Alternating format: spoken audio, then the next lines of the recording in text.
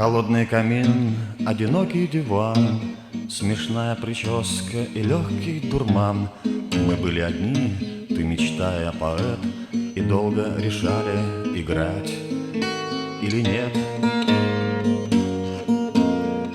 Я задал вопрос, ты ответила «да», как будто в окне загорелась звезда. Но ты не шутила, и я подошел.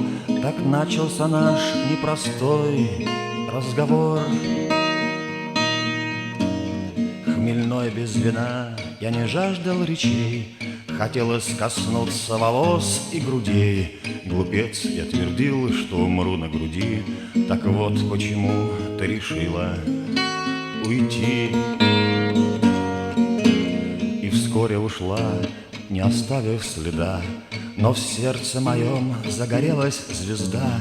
Ты слышишь, как прежде, кричу я вослед: я буду любить и гореть, как поэт.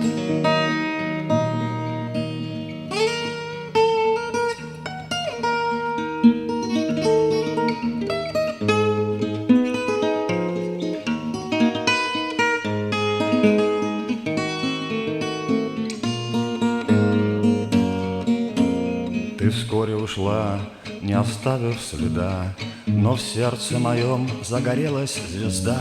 Ты слышишь, как прежде, кричу я вослед: я буду любить и гореть, как поэт.